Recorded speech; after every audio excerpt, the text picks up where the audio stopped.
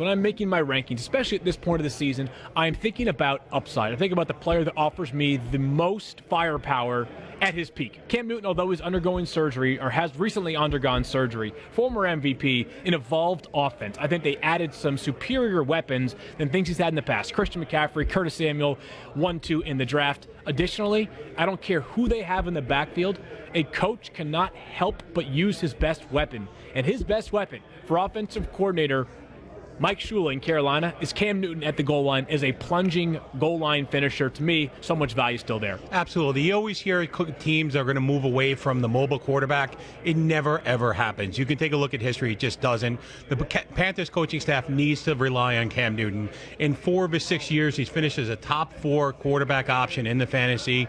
The first year, third, fourth, third, and his 4th year, first overall. He's a go-to guy. You take him, you don't worry about it, and Cam Newton is a top 5 pick just because of the potential that you might get the number 1 slot out of him.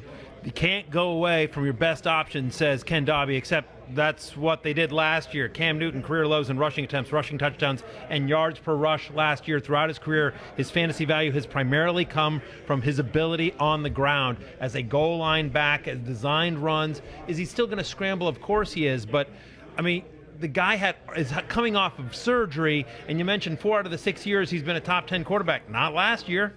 I mean, for me, you add a guy like Christian McCaffrey, some of the other moves that they've made, to me, says we want to take some of the pressure off of Cam Newton. And I think the Carolina Panthers offense got better, but I think part of the reason is because they're not going to be so reliant on Cam Newton. When you've got McCaffrey, you've got Jonathan Stewart.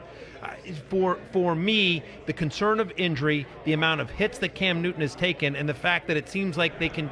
If you look at his rushing, including the fact that he had just 1 rushing touchdown in the second half of last year, tells me that's a part of his game that's on the downward trend.